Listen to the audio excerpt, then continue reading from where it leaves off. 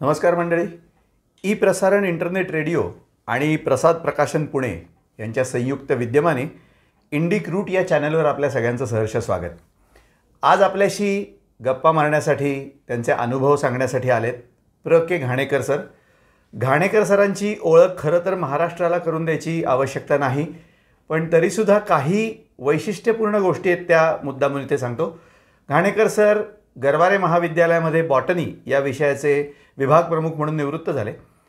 Botany हा त्यांचा अभ्यासाचा विषय जरी असला तरी त्या निमित्ताने गड किल्ले, मंदिरं आणि जवळजवळ सगळा भारत देश हा त्यांनी हिंडला, पालथा घातला आणि त्याच्यावरती विविध पुस्तकं लिहिली. घाणेकर सरांची ग्रंथसंपदा 100 पुस्तकांच्या वर झालेली आहे. वेगवेगळे निवडक विषय निवडायचे आणि त्याच्यावरती सविस्तर माहितीपूर्ण लिहायचं ही घाणेकर सरांची खासियत. आणि सर्वसामान्य वाचकाला ते सहजगत्या बोलतायत असं वाटावं इतक्या सोप्या शैलीमध्ये त्यांनी लिहिलेली पुस्तकं. त्यामुळे त्यांच्या अनेक पुस्तकांचे विविध आवृत्त्या प्रकाशित झाल्या आहेत. आज आपण जो विषय घेणार आहोत तो त्यांचा मुठे काठचे पुणे या विषयावरती आज सर आपल्याशी बोलणार आहेत. सर, आपलं स्वागत आहे. नमस्कार, धन्यवाद. आणि इतकी तुम्ही पुस्तकं लिहिली आहेत किंवा पुणे, शनिवारवाडा, पर्वती अशा विषयावरती पण तुमची पुस्तकं आहेत. सहली एक दिवसाच्या परिसरात पुण्याच्या, म्हणजे पुण्याच्या आसपास भटकताना जवळजवळ त्या परिसरामध्ये काय काय हे बघण्यासाठी तुमची पुस्तकं आहेत.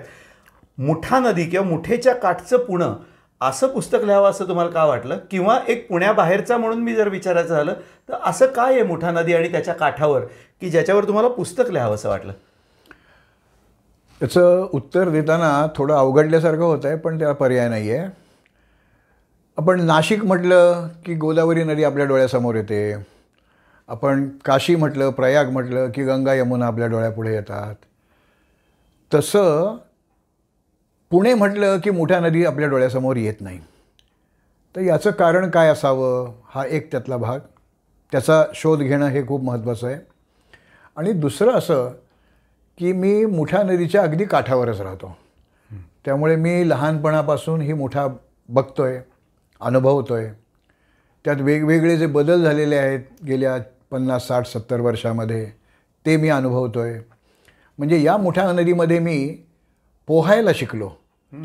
इतकं स्वच्छ पाणी त्यावेळेला पुण्याच्या मुठा नदीत होतं. आता परिस्थिती खूप बदलली आहे, पण तरीसुद्धा मुठा नदी माझ्या शेजारीच असल्यामुळे मला त्या नदीबद्दल खूप कुतूहल होतं. आणि कुठच्याही नदीबद्दल कुतूहल वाटतं म्हणजे काय, ती सुरू कुठे होते आणि संपते कुठे. बरोबर. या दोन गोष्टी तरी आपल्याला माहिती असायला पाहिजेत. आपण जर महाराष्ट्रातल्या सोडा पुण्यातल्या सुद्धा लोकांना जर विचारलं की मुठा नदीचा उगम कुठे होतो, तर मला नाही वाटत की 8-10 हजार लोकांतसुद्धा एखाद्याला ते अचूक उत्तर देता येईल. तर ही मुठा नदी सह्याद्रीच्याच डोंगरामध्ये उगम पावते. पण उगमाच्या दिशेला जायला लागलं की एक मुठे नावाचं गाव आहे. तर बऱ्याच जणांचा समज असतो की तिथे तिचा उगम झाला म्हणून तर तिचं नाव मुठा पडलं. तर तसं नाही आहे.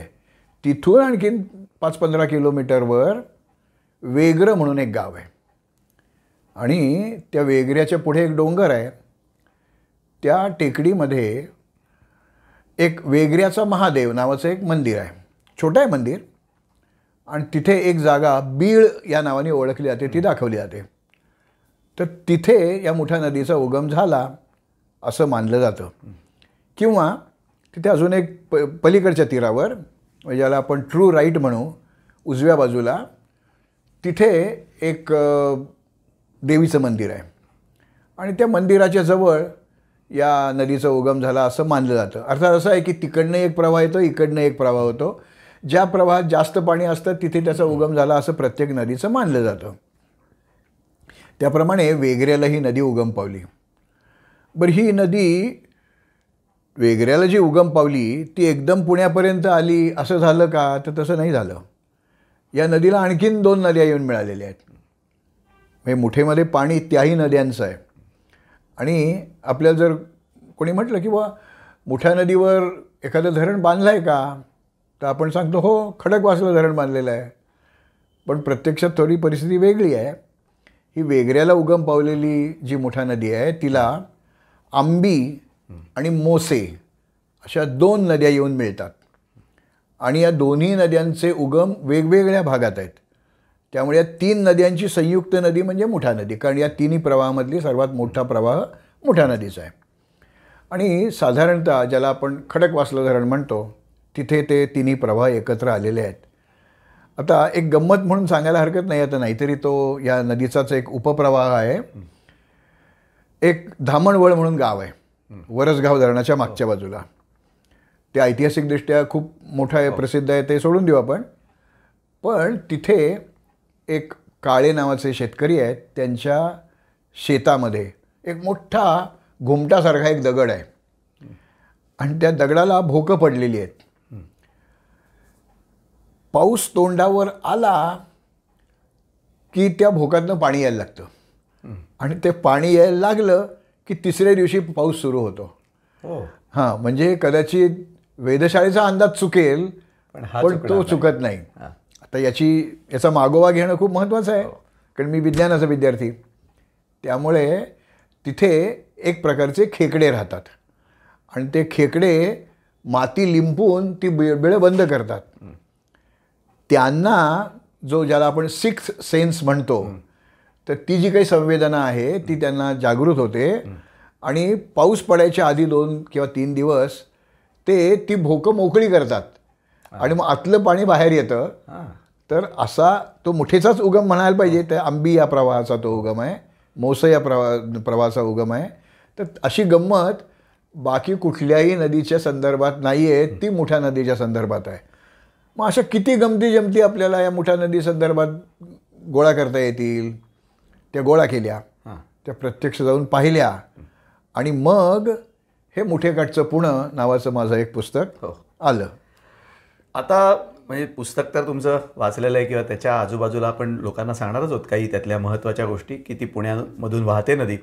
पण एक उल्लेख त्याच्यामध्ये असा येतो की काही लाखो वर्षांपूर्वीपासूनचं या नदीचं आयुष्य आहे. बरोबर. तर हा काय प्रकार आहे? हे किती लाख वर्ष किंवा कशावरून हे कळलं असं? पुण्यामध्ये एक खूप मोठे प्राच्यविद्या संशोधक, भूशास्त्रज्ञ आणि पुरातत्वशास्त्रज्ञ अशी एक व्यक्ती होती, ज्यांना आशियातमध्ये फक्त त्यांनाच एक पुरस्कार मिळाला. IUCN अशी जी एक संघटना आहे, तसं ICWA असा एक पुरस्कार मिळतो, तो फक्त त्यांना मिळालेला आहे. त्यांनी त्यांच्या PhDच्या कामाचं हे पुणं आणि पुण्याच्या जवळची मुठा नदी हे क्षेत्र त्यांच्या PhDच्या कामाचं होतं. ही PhD पानशेतपुराच्या आधी 1961 सालच्या आधी पूर्ण झालेली PhD आहे.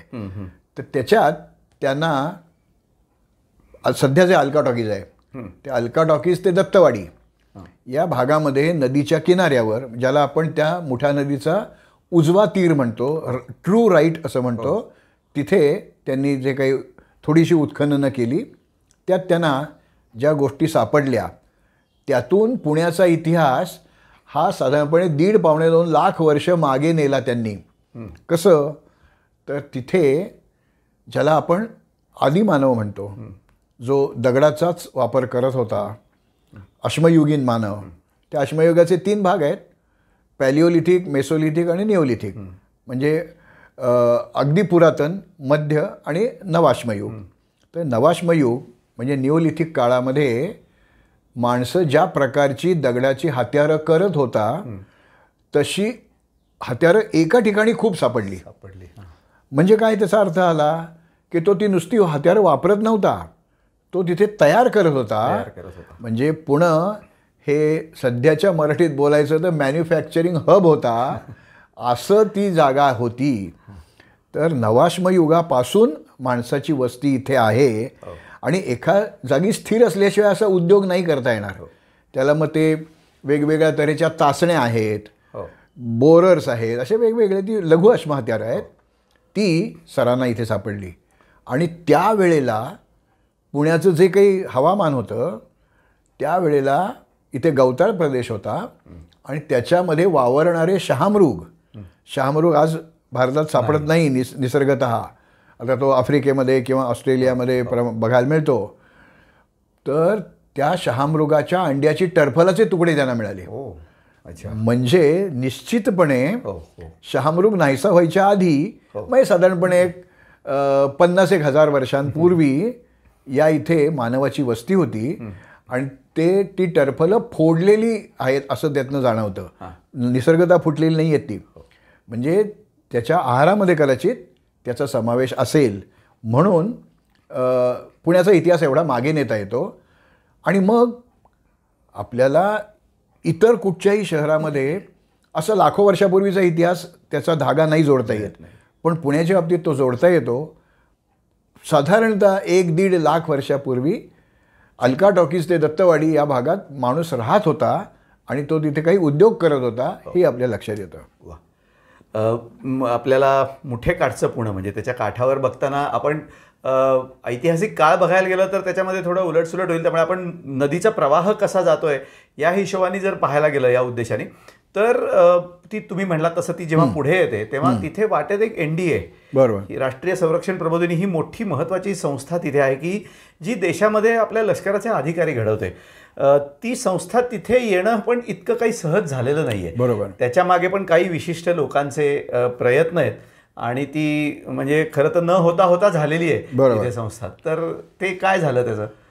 तर ही जी NDA राष्ट्रीय संरक्षण प्रबोधिनी आहे ही जी गरजच कशा करता निर्माण झाली तर आपल्याला स्वातंत्र्य मिळायच्या आधी दुसरं महायुद्ध संपलं होतं.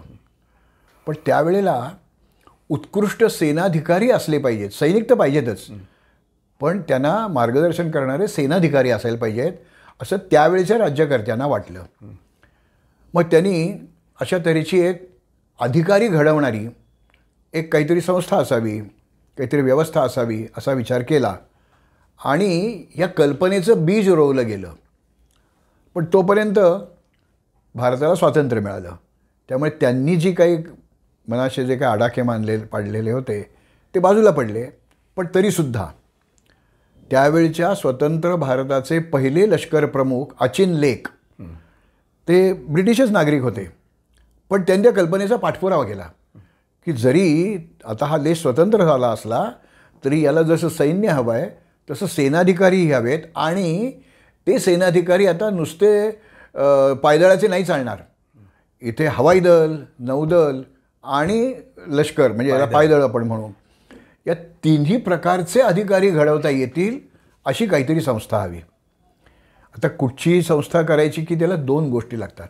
एक पैसे लागतात आणि दुसरं जागा लागते. तिसरी गोष्ट आहे ती इच्छा लागते, ती व्यक्त झालेलीच होती. तर त्यावेळेला भारतीय सैनिकांनी जे काही आफ्रिकेमध्ये पराक्रम केले त्यामुळे सुदान नावाचा जो देश आहे त्या सुदान देशाने एक प्रचंड मोठी रक्कम अशी संरक्षण प्रबोधिनी करण्यासाठी भारतीय लष्कराला दिली आणि ती या गोष्टीसाठीच वापरायची होती. त्यामुळे जो पहिला भाग होता इच्छा ती आहेच, पैसे तेही आहेत. म्हणून NDAची जी मुख्य संस्था किंवा मुख्य इमारत आहे याला सुदान ब्लॉक असं नाव दिलेलं आहे. तर आफ्रिकेतल्या देशाचं नाव का दिलं तर त्या देशाने काही पैसे इथे दिले होते त्यासाठी आणि त्यावेळेला ती रक्कम फार मोठी होती. आणि तिसरी गोष्ट आता जागा. तर जागेसाठी सगळ्यात पहिली मागणी पंजाबनी ठेवलेली होती, कारण त्यावेळेला देशाची फाळणी झाली होती. या उर्वरित पंजाबातल्या लोकांना काहीतरी सुखाची बातमी द्यावी, आनंदाची बातमी द्यावी अशी तिथल्या राज्यकर्त्यांची इच्छा होती आणि ते पंजाबी लोक लढाऊ पण होते. दुसरी मागणी आली ती बंगलोरवरनं आली.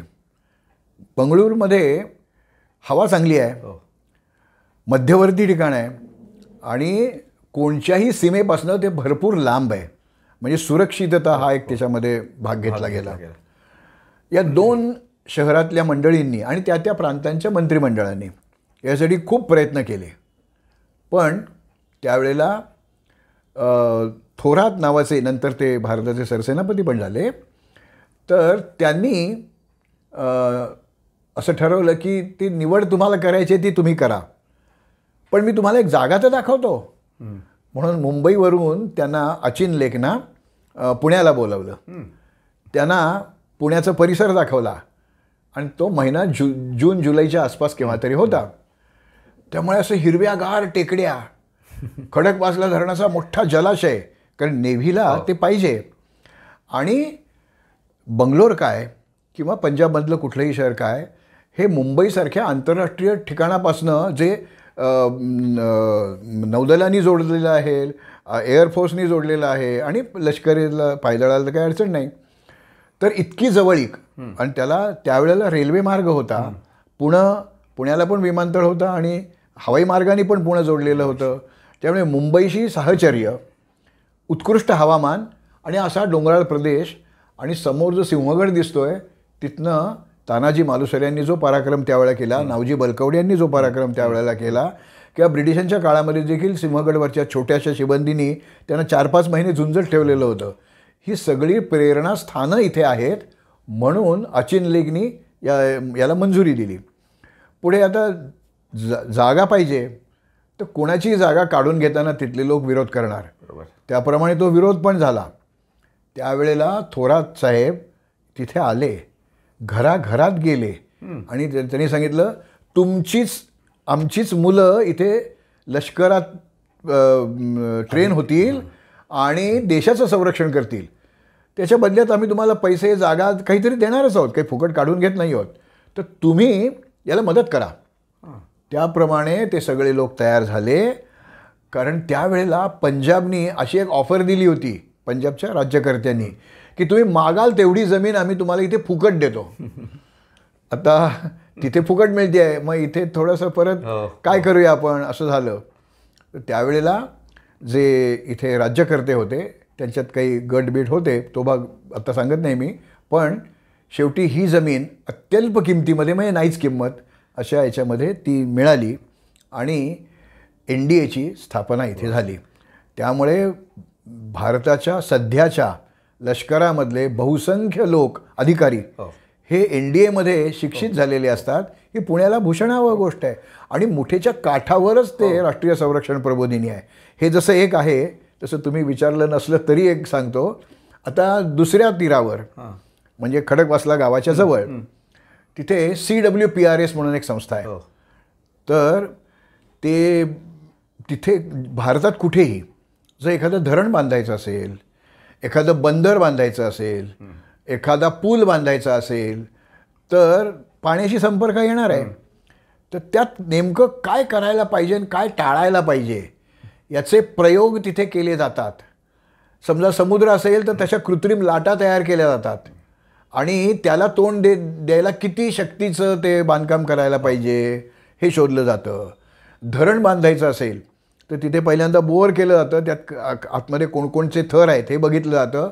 तसे कृत्रिमरित्या थर इथे तयार केले जातात आणि त्याच्यावर किती वजनाची भिंत बांधायला पाहिजे, ती त्याला अडचण येणार नाही, असे शास्त्रीय प्रयोग करून घेऊन मग ते धरणं, ती बंदरं, ते पूल बांधले जातात. तर अशा तऱ्हेची देशाच्या भवितव्याशी संबंधित असणारी आणखी एक संस्था मुठेच्या दुसऱ्या किनाऱ्यावर आहे.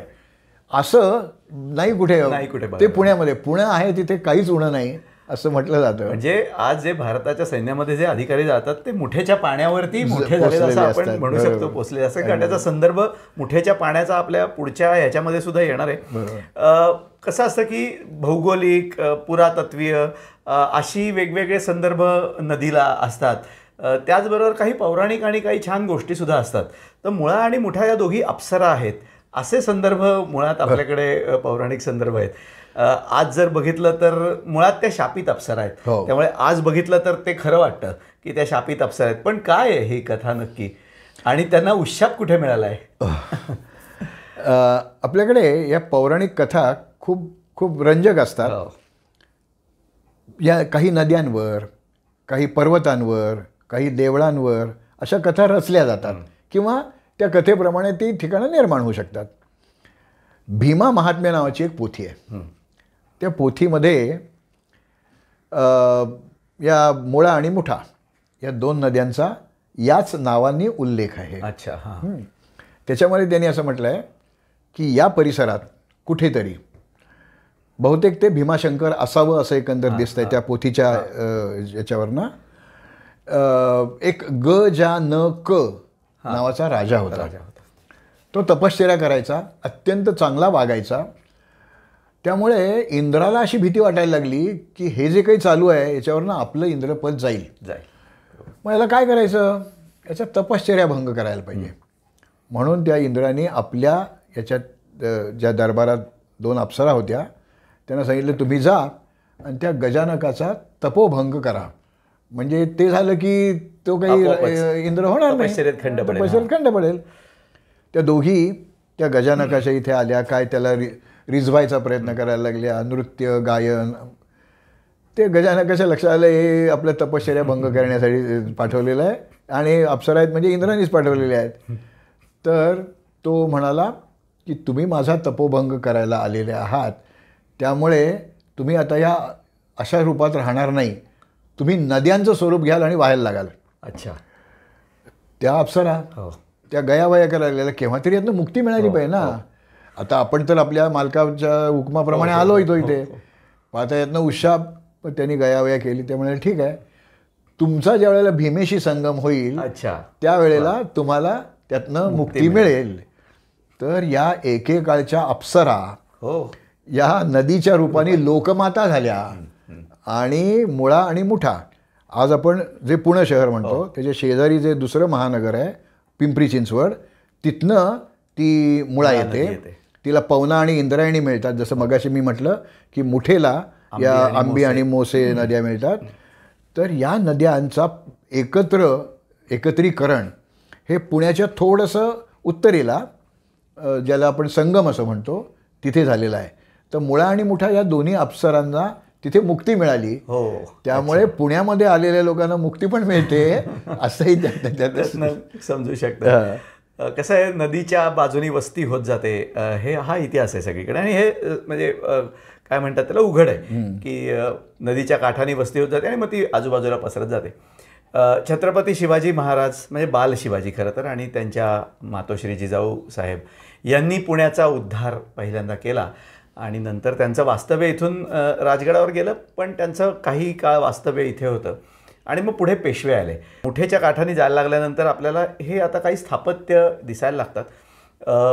लाल महाल अगदी थोड्या प्रमाणात आहे, शनिवार वाडा, पण त्याच्या आधी म्हणजे शिवाजी महाराज यायच्यासुद्धा आधी इथे काही अंमल होता कुठल्या राजसत्तांचा, आणि म्हणजे अगदी राष्ट्रकूटांपासूनचे खरं तर संदर्भ मिळतात. तर तो काय संदर्भ आहे राष्ट्रकूटांचा, आणि राष्ट्रकूटांच्या नंतर कोण येतं त्यांचे आपल्याला दिसतात ते अवशेष. खरं तर मी राष्ट्रकूटांच्याही मागे 1000 वर्ष जाणार आहे. वा, छान. म्हणजे सातवाहन काळ. म्हणजे पश्चिम हिंदुस्थानचं जवळजवळ 425 वर्ष ज्यांनी राज्य केलं त्या सातवाहन कुळाच्या पाऊणखुणा आपल्याला पुण्यामध्ये मिळालेल्या आहेत, ज्याला आज आपण कसबा पेठ असं म्हणतो. कसबा म्हणजे मूळ वस्ती असा त्याचा अर्थ आहे. तर तिथे आता नव्या इमारती बांधायला सुरुवात झालेली आहे. जुने वाडे किंवा जुन्या इमारती पाडून त्या ठिकाणी नवीन. तर पुण्यामध्ये एक इतिहास संशोधक मंडळ जे आहे, भारत इतिहास संशोधक मंडळ, त्याचे कार्यवाह असणारे पांडुरंग बलकवडे, ते बाळासाहेब एकदा कसबा पेठेत राहतात, ते येत होते. ते एका इमारतीचा पाया खणलेला त्यांना दिसला आणि त्यांनी त्या खड्ड्यात उडी मारली आणि त्यांना तिथे जे काही मिळाले तुकडे, मग ती खापरं होती, काही मूर्तींचे अवशेष होते, आणखीन काही बऱ्याच वस्तू मिळाल्या, त्या त्यांनी गोळा केल्या. आणि ते जे कोण जागेचा मालक होते त्यांना सांगितलं एक तुम्ही 2 दिवस जरा काम थांबवा, म्हणजे ते बुजवून टाकू नका. पुण्यातलं जे डेक्कन कॉलेज आहे तिथल्या संशोधकांशी त्यांनी गाठ घेतली, त्यांना ती सगळ्या गोष्टी दाखवल्या. त्यांनी सांगितलं हे सगळे सातवाहनकालीन अवशेष आहेत. मग त्यांची एक तुकडी त्या खड्ड्यामध्ये गेली, त्यांनी तिथे काही गोष्टी गोळा केल्या. आज जर आपण डेक्कन कॉलेजमध्ये गेलो त्या वस्तू ठेवलेल्या आहेत तिथे, की पुण्यामध्ये सापडलेल्या सातवाहन काळातल्या वस्तू. नदीच्या काठी मोठी वस्ती होती. मोठी म्हणजे वस्ती होती. खापराचे तुकडे मिळालेत म्हटल्यानंतर माणसं राहत होती त्या काळात तिथे. तर त्यानंतरचा थोडा जर आपण काळ बघायचं ठरवलं तर साधारणपणे 3रं ते 5वं शतक हे राष्ट्रकूटांच्या आधीच आहे, 400-500 वर्ष आधीचं आहे ते.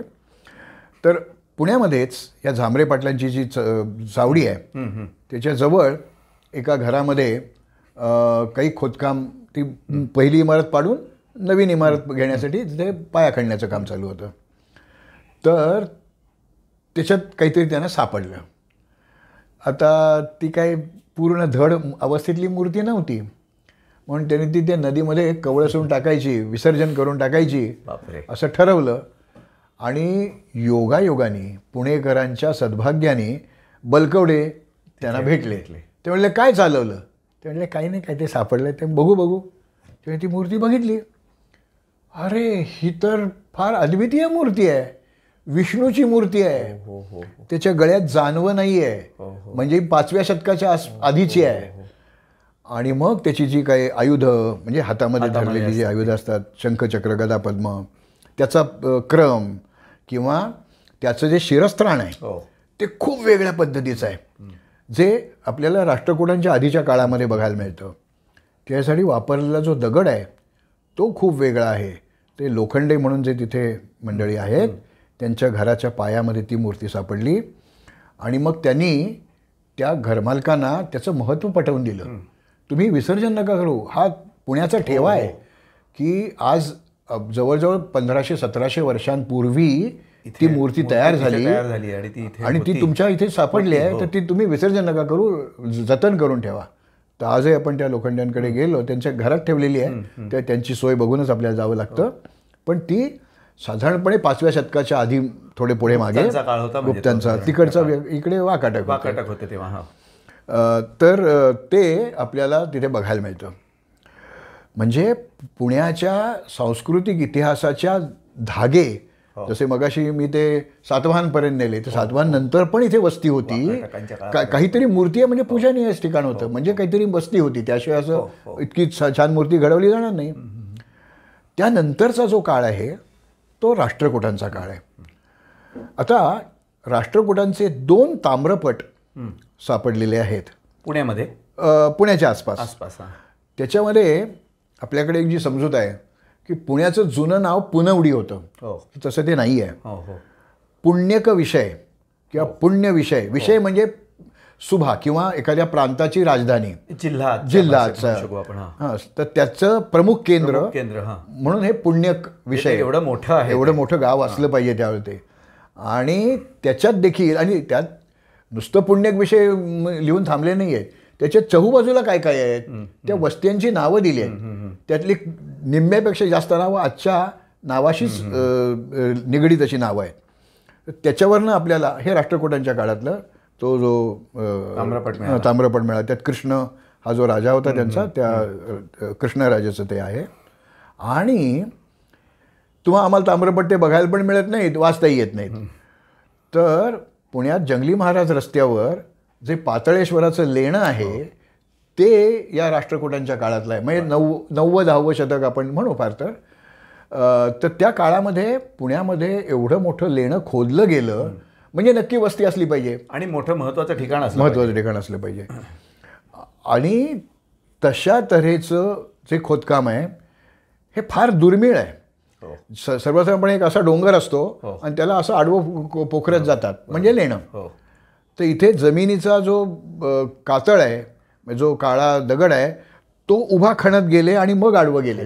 त्याच्या खालच्या पातळी, जमिनीच्या खालच्या पातळीवर आहे. असं फक्त लेणं आंबेजोगाईला आहे, ते जे जोगाईचं माहेर म्हणून आहे. तर अशी फार क्वचित खोदकामं केलेली, पण राष्ट्रकुटांच्या काळातलं हे जे लेणं आहे हे वैशिष्ट्यपूर्ण आहे. तर राष्ट्रकुटांच्या काळात आणखीन काही लेणी खोदली गेली का पुण्याच्या आसपास? तर तिथे लेख नाही आहेत. या पातळेश्वरला लेख आहे, पण तो वाचता येत नाही आहे, खूप झिजून गेलेला आहे. फक्त पहिल्या ओळीतलं श्री गणपतयन महा एवढंच वाचता येतं. पण बाणेरची टेकडी, औंध बाणेर जे आहे त्या बाणेरची टेकडीमध्ये, पर्वतीच्या टेकडीमध्ये, फर्ग्युसन कॉलेजची जी हनुमान टेकडी आहे त्या हनुमान टेकडीमध्ये अशी काही लेणी आहेत जे राष्ट्रकुटांच्या काळातली आहेत. आता त्या तपशिलात आपण आता जायला नको, पण राष्ट्रकुटांच्या काळात खोदल्या गेलेल्या लेण्यांचे खांब कसे असावेत हे ठरलेलं आहे. त्याप्रमाणे आपल्याला हे बघायला मिळतात. म्हणून ही राष्ट्रकुटांचीच निर्मिती आहे असं आपण म्हणू शकतो. म्हणजे सातवाहन 2000 वर्षांपूर्वी, त्यानंतर 500 वर्षांनी ती मूर्ती, त्यानंतर परत 1000 म्हणजे आणखीन 500-700 वर्षांनी राष्ट्रकूट हे आपल्याला इथे दिसतात. आणि कसबा पेठ जी आहे ना, त्या कसबा पेठेमध्ये खूप प्राचीन अवशेष आजही जमिनीच्या आत गाडले गेलेले आहेत. साधारणपणे 12व्या शतकाच्या आसपास एक इथे बऱ्या अरब नावाचा एक काही गव्हर्नर म्हणू आपण किंवा एक जिल्हाधिकारी म्हणू तशा याचा तो आला होता इथे. त्यांनी पुण्याला एक कोट बांधला होता आणि बाला हिसार असं त्याला म्हणतात. तर त्या काळामध्ये बांधली गेलेली एक वास्तू ही कसबा पेठेमध्येच एका घराचा पाया घेत असताना सापडलेली आहे. आणि त्याची जी रचना आहे, त्याची जी विशेषतः ज्याला सिलिंग आपण म्हणतो, छत म्हणतो, ते टिपिकल त्या काळातलं आहे. आणि ते आता ती बघायला नाही मिळत कारण ते इमारत बांधली गेली त्याच्यावर, ते काही पण त्याची चित्र आहेत, त्याचे फोटो आहेत. त्यामुळे राष्ट्रकुटांच्या काळानंतर पण इथे वस्ती होती, एवढा महाल बांधण्या एवढी असं आपल्याला त्यातनं कळतं. आणि नंतर हा बाला हिसार जो कोट आहे, तर त्या कोटाची गरज संपली कारण इथे कोणी चांगला राज्यकर्ता या इथे नव्हता. पण त्यावेळेला पुण्यामध्ये 3 महत्त्वाची देवळं होती, नारायणेश्वर, पुण्येश्वर आणि केदारेश्वर. तर यातला जो नारायणेश्वर आहे तो आणि पुण्येश्वर या 2 देवळांमध्ये याच 12व्या शतकाच्या आसपास किंवा तरी म्हणजे यादवांचा कालखंड येतो तो किंवा पोस्ट यादव म्हणू आपण तो, त्यावेळेला इथे आक्रमण झालं मूर्तिभंजकांचं आणि त्यावेळेला तिथे त्या देवळांचं रूपांतर दर्ग्यामध्ये झालं. आणि आज आपण ते शेख सल्ला दर्गा म्हणून जे धाकटा आणि मोठा, तर मोठा म्हणजे नारायणेश्वर, धाकटा म्हणजे तो पुण्येश्वर. सुदैवाने केदारेश्वर हे मंदिर या आपत्तीतनं वाचलं. आज जे आपण केदारेश्वर मंदिर बघतोय ते तसं नव्हतं, त्याचं नंतर जीर्णोद्धार आपण झालेला आहे. पण त्याचा उल्लेख नामदेवांनी केलेला आहे त्यांच्या रचनेमध्ये. तर त्यामुळे आणि पुण्येश्वराचे तर अवशेष सापडलेलेच आहेत तिथे. किंवा हा जो पुण्येश्वर आहे तिथे एक गणेश वीरगळ आहे आणि तो त्या काळाशी संबंधित असा तो वीरगळ आहे. त्यामुळे 12व 13व शतक याही वेळेला पुण्यात चांगली वस्ती होती आणि पुणे एक केंद्र होतं, मोठं गाव होतं, खेडं नव्हतं राहिलेलं. हे आपल्याला यातनं लक्षात येतं.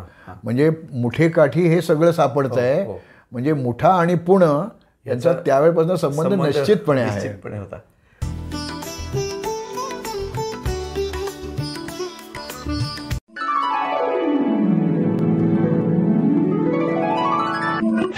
चार वेद अनतीस पुराणे दशोपनिषदे झाली हो, अनुवादासह आपुल्या हाती प्रसाद म्हणून आली हो. भारतीय संस्कृतीची ओळख नव्याने करून घ्यायची, नव्या पिढीला सोप्या सहज भाषेत करून द्यायची, तर प्रत्येक घरात हवाच असा संच म्हणजे आपले वेद, आपली उपनिषदे, आपली पुराणे. सुप्रसिद्ध लेखक स कृ देवधर आणि डॉक्टर प्र न जोशी हे या ग्रंथाचे ग्रंथकार असून 40 पुस्तकांचा 13,000 पृष्ठांचा हा संच आहे. खास आपल्यासाठी तब्बल 50% सवलतीत अगदी अल्प मुदतीसाठी उपलब्ध आहे. म्हणजेच 12,000 रुपयांचा हा संच अवघ्या 6,200 एवढ्याच किमतीत उपलब्ध आहे. आजच आपला संच घरी घेऊन जाण्यासाठी प्रसाद प्रकाशनशी संपर्क साधा. पत्ता प्रसाद प्रकाशन, भिकारदास मारुती जवळ, 1892 सदाशिव पेठ, पुणे. संपर्क 844 60 37 890. फोन नंबर पुन्हा एकदा 8446037890. प्रसाद प्रकाशन. आपण बऱ्या अरब आणि हे पाहिलं तो कालखंड. त्याच्यानंतर थोडं मध्ये काय म्हणता येईल त्याला, म्हणजे विजनवास असं नाही म्हणता येणार, पण तो कालखंड असा आहे की त्यात काही फारसं मोठं दिसत नाही जोपर्यंत छत्रपती शिवाजी महाराज येत नाही तिथे. म्हणजे बाल शिवाजी आणि त्यांच्या मातोश्री जिजाऊ माता या इथे आल्या. मग ते कसे आले, का तो कोणाकडे होता प्रदेश तेव्हा पुण्याचा हा, आणि कुठल्या संदर्भात ते इथे आले? कारण ते आले ते तेव्हा सगळं भकास आणि उजाड होता असे काही संदर्भ येतात. बरोबर. ते काय होतं? त्याचं असं आलं की शिवाजी महाराजांचे वडील शहाजीराजे हे एक अत्यंत कर्तृत्ववान व्यक्ती होती. पहिल्यांदा ते निजामशाहीमध्ये नोकरीला होते, नंतर मग त्यांच्यावर आदिलशाही आणि मोगल यांच्या संयुक्त फौजेचा एक त्यांना लढाई करावी लागली. त्यावेळी निजामशाही पूर्ण बुडाली आणि हा सगळा परिसर आदिलशाहीकडे गेला. निजामशहानी ज्या वेळेला त्यांना एक जहागिरी दिली. त्याला पुणं सुप जहागिरी असं म्हटलं जातं. म्हणजे पुणं पण आहे आणि सुप पण आहे. पण पुणं मोठं आहे, सुप छोटं गाव आहे त्यातलं. तर ज्या वेळेला निजामशाहीतून शहाजीराजांना आदिलशाहीत जावं लागलं त्यावेळेला त्यांची जहागिरी तशीच राहिली. अच्छा. पण त्यांनी इथे नाही राहायचं. अच्छा. त्याने बंगळूरला जाऊन राहायचं. बाय. तर त्या बंगळूरला ते जाऊन राहिले.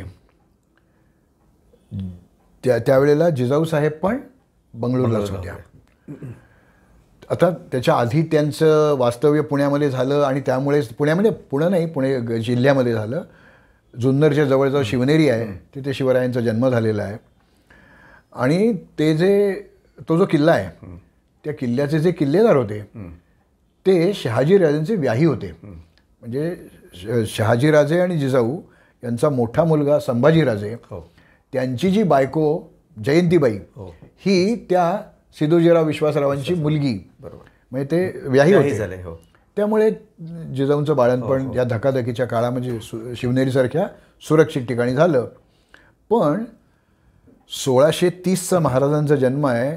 36 सालापर्यंत ते शिवनेरीवर होते. नंतर पुणं सुपं सगळं सोडून त्यांना बंगलोरला जावं लागलं. वडिलांच्या तिथे ते राहिले. साधारणपणे ते 12-13 वर्षाचे असताना जिजाऊ साहेब शिवबाला घेऊन पुण्यामध्ये आल्या. पण पुणं जरी ती जहागिरी होती तरी त्याचं स्वरूप बदललेलं होतं. मुरार जगदेव हा जो आदिलशाही एक सरदार होता त्यांनी पुणं नुसतं जिंकलं नाही, तिथे गाढवाचा नांगर फिरवला. आणि गाढवाचा नांगर फिरवला म्हणजे वाटोळ झालं, आता याचं काही नाही, इथे राहायचं नाही कोणी, असं त्याचा अर्थ असायचा त्यावेळेला. आणि एक पहार उलटी त्याच्यात खोदून ठेवली आणि त्या पहारेला एक फाटकी चप्पल अडकवून ठेवली. म्हणजे आता हे बेवसाऊ झालेलं आहे, इथे काही वस्ती करायची नाही, काही नाही, हे शापित शहर झालं असं किंवा जागा झाली असं समजलं जायचं. जिजाऊ ज्या वेळेला इथे आल्या त्यावेळेला त्यांना पुण्यामध्ये राहायला जागा नव्हती. पण त्या जहागीरदारांची पत्नी म्हणून इथे आलेल्या होत्या आणि जहागीरदारांचा वंशज म्हणजे शिवाजी महाराज त्यांच्याबरोबर होते. तात्पुरतं ते इथे खेडबारं म्हणजे खेड शिवापूर ज्याला आपण म्हणतो तिथे तो बापूजी नरेकर देशपांडे, बापूजी मुदगल नरेकर देशपांडे त्यांच्या वाड्यामध्ये जाऊन राहिल्या. त्यावेळेला इथे जे कारभारी होते दादाजी कोंडदेव त्यांनी त्यांच्यासाठी एक छानपैकी महाल इथे बांधून घेतला. त्याला लाल महाल असं नाव दिलं. आणि त्यावेळेला शिवाजी महाराजांनी सोन्याच्या नांगराने इथली भूमी नांगरली. ती जी पहार होती ती फाटकी चप्पल ते सगळं फेकून दिलं आणि आता मी परत हे शहर किंवा ही जागा नांदती करणार आहे याची ती ग्वाही होती. आजही आपण त्या लाल महालाच्या जागेत जाऊन पाहिलं तर शिवराय त्या नांगराच्या फाळांनी ते नांगरतायत असं शिल्प आहे तिथे. तर ते त्या घटनेचं एक प्रतीक आहे. ते बैल असेच होते का, असं त्यांचे दागिने कपडे नाही, ते प्रतीक आहे ते. पण त्या गोष्टीची आपल्याला विस्मरण होऊ नये आठवण ठेवली म्हणून ते शिल्प तिथे उभारलेलं आहे. जरी हे 1644-45 सुमाराला लाल महालात ते राहायला लागले कारण त्यांची ती जहागिरीच आहे. पण त्यावेळेला त्यांनी तोरणा किल्ला हा ताब्यात मिळवला आणि तो मोठ्या विस्ताराचा किल्ला आहे म्हणून शिवाजी महाराजांनी तोरण्याचं नाव बदलून ते प्रचंडगड असं केलं आणि त्याची दुरुस्तीची कामं काढली. त्यावेळेला त्यांना तिथे काही भूमिगत धन मिळालं आणि ते खूप म्हणजे मोठ्या प्रमाणात मिळालेलं होतं. आता याचा उपयोग काय करायचा, मोठी संपत्ती आहे. तर त्यांनी समोर पूर्वेच्या बाजूला एक डोंगर होता, त्याला मुरुमदेव असं म्हणत असत. तर त्या मुरुमदेवाच्या डोंगरावर एक किल्ला बांधायचं ठरवलं.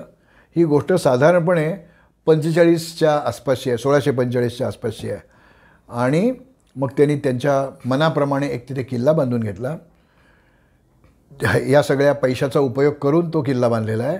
आणि मग पुणे सोडून ते कायमचे या नव्या किल्ल्यावर राहायला गेले. आणि ते राजाचा किल्ला आहे किंवा नवीन राज्य निर्माण होणार आहे त्याची राजधानी असणार आहे म्हणून त्याचं नाव राजगड, गडांचा राजा आणि राजांचा गड असं ठेवलं गेलं. तर गडांचा राजा म्हणजे काय, तर त्याची बांधणी इतकी अद्वितीय आहे की आजही जगातले दुर्ग अभ्यासक तो किल्ला पाहायला येतात. आणि सुदैव असं गेल्याच महिन्यामध्ये या राजगडाला अनेक 11 किल्ले महाराष्ट्रातले आणि एक तामिळनाडूमधला, पण या शिवस्वराज्यातल्या किल्ल्यांना एक जागतिक वारसा स्थळांच्या यादीमध्ये त्यांचं नामांकन झालं, स्थान मिळालं. त्यात राजगडाचा समावेश आहे. आणखी 10 किल्ले आहेतच महाराष्ट्रातले याच्याशिवाय, पण राजगडाला तो सन्मान मिळाला. या राजगडाचं दुसरं वैशिष्ट्य असं की ज्यावेळेला महाराज पुणे सोडून तिकडे राहायला गेले त्यानंतर ते परत पुण्यात राहायला आलेले नाहीत. त्यांचा लाल महाल होता पण ते परत राहायला आले नाहीत. त्यांचं वास्तव्य 1647 ते 1672 त्या राजगडावर झालेलं आहे. त्यामुळे शिवाजी महाराजांच्या काळातला इतिहास इथे खूप घडला, पण महाराजांचं वास्तव्य इथे नव्हतं आणि हे केंद्र पण पुणे नव्हतं. केंद्र पण पुणे त्यांच्या जहागिरीचा किंवा त्यांच्या ताब्यात असलेला भाग होता. पण पुढे म्हणजे शिवाजी महाराजांच्या नंतर पुढे जेव्हा पेशवे आले आणि पुण्याची जी वाढ सुरू झाली मुळात, कारण कसं झालं की त्यांनी मुळात केंद्रच त्यांचं इथे, म्हणजे आपण एक काय म्हणू राजधानीचं, म्हणजे मराठी राज्याची राजधानी साताराच होती, पण त्याचं राजकीय केंद्र जे होतं आपण व्हाईट हाऊस म्हणू शकू आजच्या भाषेत तेव्हाचं, तर ते इथे पुणे होतं. शनिवारवाडा पुणे आणि मग त्या अनुषंगाने आलेल्या पेठा, म्हणजे याच्यामध्ये पहिल्या बाजीराव पेशव्यांचे चिरंजीव म्हणजे नानासाहेब पेशवे यांचा खूप मोठा वाटा याच्यामध्ये आहे. तर ती मुठेच्या काठे ही जी विकास सुरू झाला, किंवा आपण जे पुस्तकामध्ये तुमच्या वाचताना किंवा एकूण तुम्ही हेरिटेज वॉकसुद्धा पुण्यामध्ये घेता मुठेकाठच्या पुण्याच्या येते, तर ज्या आपण वास्तू बघतो किंवा ज्या गोष्टी बघायला लागतो ह्या सगळ्या मोठ्या प्रमाणावर सुरुवात ह्याची सगळी पेशवे काळामध्ये झाली, कारण स्थिरता तेव्हा आलेली दिसते. तो प्रवास कसा सुरू झाला मुठेच्या काठचा? आपली ही हे जे कंटिन्युटी आहे ही बिघडायला नको म्हणून मी एक मुद्दा सांगतो. शिवाजी महाराजांच्या काळातला, शिवाजी महाराजांच्या लाल महालामध्ये शाहिस्ते खान जो औरंगजेबाचा मामा आहे तो इथे येऊन राहिला होता आणि प्रचंड अत्याचार आणि सगळं तेच मोगलांचंच इथे आक्रमण झालेलं होतं. तर त्यावेळेला शिवाजी महाराजांनी हे पुणे नांदत केल्यावर जो कसबा गणपतीची त्यांनी जीर्णोद्धार केला त्याच्या शेजारीच तो लाल महाल आहे. तर त्या गणपतीला पण परत भुयारामध्ये तळघरामध्ये आश्रय घ्यायला लागला, कारण मोगलांचं वास्तव्य तिथे झालेलं होतं. आणि त्यावेळेला आजच्या भाषेमध्ये आपण सर्जिकल स्ट्राईक म्हणू तशा तऱ्हेचा 1 लाखाच्या सैन्याच्या मध्ये असलेल्या लाल महालामध्ये शिवाजी महाराजांनी काही 100 सैनिक 200-300 असावेत हल्ला केला. आणि हल्ला केल्यानंतर त्यांना असं वाटलं की आपल्या हातनं शाहिस्ते खान मारला गेला आहे, पण ते अंधारच होता सगळीकडे, ते रात्रीच तो हल्ला झालेला आहे. आणि त्यांनी मुठा नदीचा मुठा नदीचा फायदा घेऊन ते पलीकडच्या तीरावर गेले आणि तिकडनं सिंहगडच्या बाजूला ते निघून गेले. म्हणजे मुठेचा उपयोग एक बॅरियर म्हणून त्यांनी केलेला आपल्याला दिसतो. म्हणजे जरी शिवाजी महाराजांचं वास्तव्य त्यावेळी इथे नव्हतं तरी त्याचा उपयोग त्यांना करून घेतलेला आहे त्यांनी. त्यानंतर पेशवे काळ तुम्ही म्हणतात आहे, तर शिवाजी महाराजांच्या अकाली मृत्यूनंतर 9-10 वर्षाची एक कारकीर्द संभाजीराजांची झाली. आणि त्यानंतर औरंगजेबाचं 82 साली तो शिवाजी महाराजांचा मृत्यू 80 सालचा, हे सगळं 1600 बरं का, 1680चा. 82 साली बहुतेक औरंगजेब स्वराज्यावर चालू ना, 83 साली तो स्वराज्यातच घुसला. तेव्हापासून 89 सालापर्यंत संभाजीराजांनी त्याच्याशी सामना केला होता. संभाजीराजांना पकडलं गेलं, त्यांचा क्रूर अंत झाला. त्यामुळे खूप लोक चिडले आणि या मोगलांच्या याला आपण प्रतिकार करायचा. म्हणजे त्यावेळेला गंमत बघा, राजा नाही, रायगड ही राजधानी नाही, ती नाही, सिंहासन नाही, काहीच नाही. ही माणसं कशी लढली?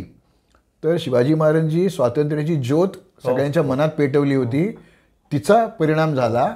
म्हणजे त्यांचं वास्तव्य पुण्यात नव्हतं, पण ते स्पिरिट ते त्यांच्या लोकांच्या मध्ये गेलेलं होतं, ते जागं होतं. आणि म्हणून हे सगळं एखाद्या प्रचंड बलवान सत्तेविरुद्ध 27 वर्ष राजा नाही, राजधानी नाही, काही नाही, ते माणसं लढतायत. त्याच्यात एका दोघांची नावं नाही घेऊन चालत, सगळ्यांचीच नावं घ्यायला लागतात. त्याच्यामध्ये धनाजी जाधव आहेत, संताजी घोरपडे आहेत, नावजी बलकवडे आहेत, शंकराजी नारायण सचिव आहेत, रामचंद्रपंत अमात्य आहेत. ही सगळी मंडळी लढतायत आणि त्यांना एक असं कोणाचं तरी आज्ञा किंवा राजा असं नव्हतं, पण हे राज्य आपण टिकवायला पाहिजे म्हणून ते लढत होते. आणि कदाचित हे मुठा नदीचंच पाणी सगळे प्यायलेले असल्यामुळे हे कदाचित असं झालं असेल. आणि त्यानंतरचा जो कालखंड आहे तो खूप वेगळा आहे. त्यावेळेला शाहूराज औरंगजेबाचा मृत्यू झाला 1707मध्ये आणि शाहूराजांची सुटका झाली. आझमशाह त्याचा जो मुलगा होता औरंगजेबाचा, त्यांनी त्याची मुक्तता केली आणि ते दक्षिणेमध्ये आले. राजाराम साहेबांची पत्नी ताराऊ किंवा तारा राणी यांनी जे स्वराज्य राखलं होतं त्यांच्याशी काही कुरबुरी झाल्या. इथे खेड म्हणजे सध्याचं राजगुरुनगर तिथे एक लढाई झाली आणि मग शाहूंना छत्रपती होता आलं आणि तारा राणींनी कोल्हापूरला करवीर गादीची स्थापना केली. त्यांना पहिले जे पेशवे मिळाले ते काही काळ पुणे प्रांताचे सुभेदार होते. ते पुण्यात राहिले की नाही माहीत नाही आपल्याला, पण बहुतेक नसावेत. तर ते पुण्याचे सुभेदार होते.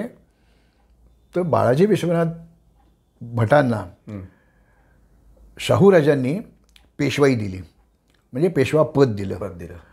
आणि त्यांनी जे बिनतोड काम केलं ते खूप इतिहासामध्ये महत्त्वाचं आहे. ते दिल्लीला गेले.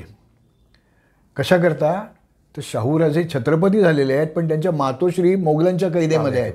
येसुबाई साहेब, शंभूराजांची पत्नी. तर 31 वर्ष त्या कैदेत आहेत आणि मुलगा छत्रपती. त्यांना सोडवून आणायचं होतं आणि राज्य चालवायचं म्हणजे पैसा पाहिजे. त्यामुळे हे जे सगळं मोगलांचं राज्य आहे त्यातल्या सगळ्या सुभ्यांमधनं चौथाई म्हणजे 1/4 जो कर मिळेल तो मराठ्यांनी घ्यायचा आणि उरलेला तो मोगलांकडे जाईल. तर ही चौथाई आणि सरदेशमुखीची सनदा या मिळवायच्या होत्या. आता बादशाह काही ते सुखासुखी देणार नव्हता. फरुख सियर त्यावेळेला बादशाह होता तिथे. तर तिथे सय्यद बंधू नावाचे 2 मंडळी होती. म्हणजे ते 4 भाऊ होते, पण त्यातले 2च जास्त कर्तबगार होते. त्या सय्यद बंधूंशी यांनी आपली बोलणी वाढवली. त्या फरुख सियरला सिंहासनावरनं खाली खेचून त्याचे डोळे फोडून त्याला कैदेत टाकून नवा बादशाह बसवायचा आणि त्याच्याकडनं या सनदा मिळवायच्या. तो नंतर तरी दिल का नाही म्हणून आली साहेब या सगळं झालेलं होतं. आणि त्या सनदा निघाल्या दक्षिणेकडे येसुबाई साहेबांना घेऊन. आणि ते जुलैमध्ये नंतर येसुबाई साहेब साताऱ्याला पोचलेले आहेत. पण हे सगळं इतकं अनाकलनीय होतं, अकल्पित होतं की असं काही होईल असं स्वप्नातच वाटत नव्हतं लोकांना की तिथला बादशाह आपण बदलायचा आहे. आणि तो बदलला, आपल्याला पाहिजे तसं करून घेतलं आणि दिल्लीच्या एकंदर राजकारणामध्ये मराठ्यांचा शिरकाव हा या निमित्ताने झाला आणि तो पुढे कायम राहिला. तर त्याच्याबद्दल आपल्याला बोलायला कदाचित वेळ नाही मिळणार, पण ही गोष्ट खूप महत्त्वाची आहे. त्यानंतर मग लगेचच बाळाजी विश्वनाथांचा सासवडला मृत्यू झाला.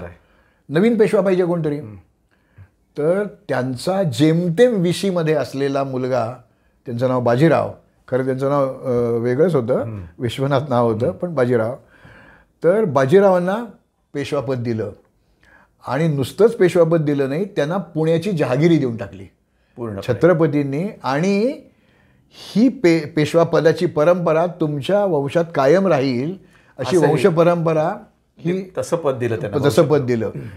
शिवाजी महाराजांच्या काळामध्ये अशी वंश परंपरागत पदं किंवा अधिकार दिलेले नव्हते. हे शाहूराजांनी दिलं आणि मग सासवड सोडून पुण्यात आले. आणि लाल महालाच्या अगदी जवळ एक जी जागा होती, मोठ्याच्या काठी आहे ती, तिथे बाजीरावांनी एका नव्या इमारतीचा पाया घातला, तो शनिवारवाडा. आज जो आपल्याला शनिवारवाडा बघायला मिळतो ते त्या वाड्याचं टर्फल आहे. आतल्या इमारती सगळ्या नाहीशा झाल्या.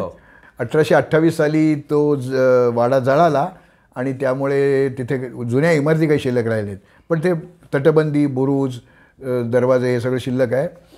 तर शाहूराजांनी पेशव्यांना म्हणजे आता हे भटांना ही वंशपरंपरागत पेशवाई दिली म्हणून पुण्यामध्ये पेशवे येऊन स्थायिक झाले. बाजीरावांचं आयुष्य प्रचंड धकाधकीचं होतं. बाजीराव 20 वर्षाचे असताना पेशवा झाले आणि 40 जेमतेम वय झालं त्यावेळी त्यांचा तिकडे रावेरखेडीला मृत्यू झाला, नर्मदेच्या काठावर. आता ही वंशपरंपरा होती म्हणून त्यांचा जो थोरला मुलगा होता नानासाहेब म्हणजे बाळाजी बाजीराव यांना पेशवाई मिळाली आणि त्यांना पुण्याचा उद्धार करता असं आपण म्हणायला पाहिजे. त्यांनी जे पुण्यावर उपकार केलेले आहेत तितके एका व्यक्तीने पुण्यासाठी काही केलेलं नाही. असे त्या माणसाचं कर्तृत्व आहे. दुर्दैवाने ते फारशा लोकांना माहीत नाही आहे. पण आता हे आपलं जहागिरीचं गाव आहे. इथनं आपण संबंध देशाचा कारभार करतोय. तर बाजीरावांनी ज्या वास्तू बांधल्या होत्या त्याच्या भोवती आणखीन तिप्पट चौपट जागा घेऊन जवळजवळ 5-6 एकरमध्ये त्यांनी एक शनिवार वाडा नावाची भुईकोट किल्ला बांधला असं म्हणायला हरकत नाही. कारण त्याला तट आहेत, बुरुज आहेत, जंग्या आहेत, फांजी आहे, सगळं आहे. त्यामुळे तो जवळजवळ भुईकोटच आहे. आणि तिथे बसून पुढची 100 वर्ष देशाचं राजकारण या शनिवारवाड्यातनं झालं. आणि तो शनिवारवाडा मोठेच्या काठी आहे. तर त्या वाड्याची आणखी एक गंमत आहे. आपण जर कधी त्या शनिवारवाड्याच्याकडे तोंड करून उभं राहिलो म्हणजे मुख्य दिल्ली दरवाजाकडे किंवा महादरवाजाकडे, तर उजव्या बाजूचा जो कोपरा आहे तिथे जो बुरुज आहे त्याला वळसा घालून पलीकडे जायचं आणि ती तटबंदी आहे ती पाहायची. या ज्या बऱ्या अरबानी जो गावकुसू घातलं होतं, जो भुईकोट बांधला होता, त्याचे दगड काढून आणून तिथे वापरलेले आहेत. ते कमी पडले म्हणून नंतरचे दगड व्यवस्थित ड्रेसिंग स्टोन घडवलेले दगड आहेत त्यांनी बांधलेलं आहे. आणि नंतर शाहूराजांची आज्ञा झाली होती की तुम्हाला जर कोट बांधायचे असतील तर हे दगडा मातीचे बांधू नका, छातीचे कोट करा. म्हणून ते बांधकाम राहिलं होतं. 49 मध्ये त्यांचा शाहूराजांचा मृत्यू झाला आणि नंतर मग या नानासाहेबांनी ते शनिवारवाड्याचं बांधकाम. त्यामुळे आपल्याला 3 वेगवेगळ्या बांधकामाच्या गोष्टी दिसतात. बऱ्या अरबाच्या याच्यातले वापरलेले दगड, नानासाहेब बाजीरावांच्या काळामध्ये बांधले गेलेला तो दगडी भाग आणि विटांनी बांधलेला वरचा भाग, अशा गंमत बघायला मिळते. हे फारसं माहीत नसतं कोणाला. आणि शनिवारवाडा आणि मुठा याच्यामध्ये एक पाण्याचा प्रवाह होता. आज ज्याला आपण बाजीराव रस्ता म्हणतो त्या रस्त्याच्यातनं आंबील-ओढा येत होता. तर आंबील-ओढ्याचं काय झालं की तो खूप मोठा होता, म्हणजे पाणी भरपूर असायचं त्याला. एकदा तर त्या आंबील-ओढ्याच्या काठावर बसले, संध्या करायला बसलेले लोक पाण्याचा लोंढा आला म्हणून 20-25 ब्राह्मण वाहून गेले. एवढा मोठा तो शनीच्या पाराशी झालेला. हां, तिथे घटना आहे ती जिलब्या मारुतीच्या आसपास कुठेतरी ते झालेलं आहे. तर पुण्याचा विस्तार करायचा आहे नानासाहेबांना. आता विस्तार डोंगरावर नाही होतोय. शिमल्यासारखं एखादंच गाव असतं की ते डोंगरावरच बसलेलं असतं. पण सपाट मुलूक पाहिजे. सपाट मुलूक त्यावेळच्या कसब्या पुण्याच्या पश्चिमेला होता, पण मध्ये आंबील-ओढा होता. तर नानासाहेब पेशव्यांनी सध्याची सारसबाग आणि पेशवे उद्यान आहे तिथे एक भिंत बांधली. त्या आंबील-ओढ्याचा प्रवाह बदलला आणि आत्ता ते निलायम टॉकीज आणि त्या तिकडून तर निघून तो परत मुठेला जाऊन मिळतो. त्या प्रवाहाची दिशा बदलली. मग हा आंबील-ओढ्याचं जे पात्र होतं ते बुजवून टाकलं आणि आजची सदाशिवपेठ, नारायणपेठ, शनिवारपेठ हा सगळा सपाट मुलूक त्यांना शहराच्या विस्तारासाठी मिळाला. आता नुसतं विस्तारासाठी मुलूक मिळून चालत नाही, माणसं गेली पाहिजे ना राहायला तिथे. पाणी पाहिजे, वस्ती वाढवायची म्हणजे पाणी पाहिजे. या नानासाहेबांनी कात्रजच्या इथे 2 धरणं बांधली आणि सध्याच्या भाषेमध्ये 24/7 असा स्वच्छ पाण्याचा मोफत पाण्याचा पुरवठा या पुण्यामध्ये केला. त्याचे आज ठिकठिकाणी हाऊस होते, ते आता बुजवलेत बहुतेक सगळे. पण त्या स्वच्छ पाणी, सपाट मुलूक, आणि जरी लोकांना सांगितलं जा तुम्ही तिकडे सपाट मुलूक केलाय तिकडे जाऊन तुम्ही वस्ती करा, तर नाही लोक वस्ती करत. मग ते म्हणाले ठीक आहे, वस्ती झाली की त्यांना कुठेतरी माथा टेकवावा असा वाटतो, देवळं बांधली पाहिजे. आता उगाच कोण कशाचं देऊळ बांधील. नानासाहेब पेशव्यांनी ओंकारेश्वर, म्हणजे त्याला गाय मांडीचा उतार असं म्हटलंय, तिथे एक देऊळ बांधलं. आणि ते देऊळ अद्भुत आहे बरं का. म्हणजे पुण्यात देवळं तर खूपच आहेत, पण एक साधा चौकोन घेतला आणि अशा उभ्या 2 रेषा त्याच्यावर काढल्या आणि आडव्या 2 रेषा काढल्या की 9 तुकडे होतात, 9 चौकोन होतात. यातला जो मधला चौकोन आहे तिथे ओंकारेश्वर मंदिराचा गाभारा आहे आणि उरलेले जे 8 आहेत ते त्याच्या प्रदक्षिणा मार्गातले आहेत. पण या प्रत्येक खोली म्हणू आपण त्याच्या डोक्यावर कळस आहे आणि मुख्य मधला आहे त्याच्यावर पण कळस आहे. पण जर आपण कधी ओंकारेश्वरला गेलो तर त्या 8-9 आपण गाभाऱ्यात जाऊ शकत नाही, कारण तिथे जे काही निर्बंध आहेत त्यामुळे आपण गाभाऱ्यात नाही जाऊ. पण आपल्याला दिसू शकतं ते त्याचं छत, त्याच्या भिंतीतले कोनाडे आणि त्याचे जे खांब आहेत 4 बाजूचे 4, या सगळ्याची डिझाईन्स वेगळी आहेत. आणि त्यामुळे त्यांनी जणू काही 9 वेगवेगळे प्रोटोटाईप्स देवळं तुम्हाला बांधायचे आहेत का, शिखराचे प्रोटोटाईप आणि आतनं पण त्याची दारं कशी असावी, त्याची नक्षी काय असावी, कोनाडे कसे असावेत, तर 9 वेगवेगळ्या प्रकारचे कोनाडे, 9 वेगवेगळ्या प्रकारची छतं, 9 वेगवेगळ्या प्रकारचे स्तंभ, असं आतल्या बाजूनी आणि बाहेरच्या बाजूनी पण ते जे कळस आहेत तर ते तिथे तयार केले. आणि मग पेशव्यांचं राज्य वाढत होतं, त्यामुळे त्यांच्या मुलखामध्ये ज्यांना देवळं बांधायचे ते लोक इथे येत असत. आपल्याला कुठलं डिझाईन पसंत आहे, हे कोनाडे असेल, हे हा या ह्याच्यातला नको, त्या ह्याच्यातला आपल्याला स्तंभ पाहिजे, त्याचं वरचं जे कळस आहे तो या पद्धतीचा हवा. आणि त्या सगळ्याच्या कॉपीज झालेल्या आहेत. संबंध दिसतात आपल्याला महाराष्ट्रभर दिसतात. पेशव्यांचे सरदारही पुण्यामध्ये त्यांनी त्यांच्या देवळं बांधलेली आहेत. ओंकारेश्वराबद्दल एक विचारायचं तुम्हाला पुस्तकात की जे जवळजवळ 90% किंवा जास्ती लोकांना माहिती नाहीये, ती एक दुर्दैवी घटना घडली आहे. पेशव्यांच्या घराण्यातली एक स्त्री तिथे जळून गेली आहे. हा एक अपघात झालाय तिथे. तो काय प्रसंग होता? मी तर म्हणेन अशा 2 स्त्रिया होत्या. हो. एक थोरल्या बाजीरावांचे बंधू चिमाजी अप्पा. चिमाजी अप्पांचं पहिलं लग्न झालं होतं. त्या दुर्दैवाने लवकर त्या पत्नी वारल्या. 28 दिवसाचा त्यांचा मुलगा जो पानिपतचा सेनापती होता, सदाशिवराव भाऊ पेशवा, हे नाव एवढं मोठं आहे पण तो वयाने लहान आहे, तर त्याच्याकडे बघायला पाहिजे ना कोणतरी. तर अन्नपूर्णाबाई नावाच्या दुसऱ्या स्त्रीशी त्यांचं लग्न झालं आणि बाजीराव मार्च एप्रिलमध्ये गेलेले आणि डिसेंबरमध्ये चिमाजी अप्पा पण गेले. त्यांची पत्नी अन्नपूर्णाबाई ही तिथे सती गेली आहे. म्हणजे ओंकारेश्वरच्या देवळाच्या पुढे जी चिमाजी अप्पांची छत्री आहे तिथे चिमाजी अप्पांचं कलेवर आणि अन्नपूर्णाबाई हे तिथे त्या चितेवर सती गेल्या. सती जाणं वाईटच आहे पण गेलेल्या आहेत. आणि पेशव्यांच्या ह्याच्यात ती परंपरा आपल्याला पुढे नंतर चालवलेली दिसते काही वेळेला. पण माधवरावांच्या पत्नी रमाबाई साहेब गेल्या, त्या सती गेल्या होत्या. पण असंच नाव धारण करणारे दुसरे म्हणजे राघोबा दादा, म्हणजे नानासाहेबांचा धाकटा भाऊ, ज्यांनी अटके पार मराठ्यांचा झेंडा नेऊन लावला होता. त्या राघोबांच्या 2 मुलांची त्यांची नावं बाजीराव आणि चिमाजी अशीच ठेवली गेली. त्यामुळे थोरले बाजीराव आणि थोरले चिमाजी अप्पा आणि धाकटे बाजीराव आणि धाकटे चिमाजी अप्पा. त्या धाकटे चिमाजी अप्पा जे होते तर त्यांची पत्नी ही शनिवारवाड्यातून रोज ओंकारेश्वरला तिथे यायची आणि तिथे दिवा लावायची. तर काय झालं, बहुधा ते जे तूप त्या दिव्यामध्ये घातलं होतं ते ताम्हण बरबटलं आणि ते निसटलं आणि ते खाली पडलं आणि त्या ज्योतीने त्यांच्या कपड्यांनी पेट घेतला. त्या तिथे भाजल्या आणि त्यांना लगेच ते लोक आली, वाचवलं, शनिवारवाड्यात नेलं आणि त्यांना मृत्यू शनिवारवाड्यात आला. पण 2 चिमाजींच्या पत्नी जळून आगीशी संबंधित येऊन ते फार दुर्दैवी योगायोग हा त्या याच्या संबंधी आला.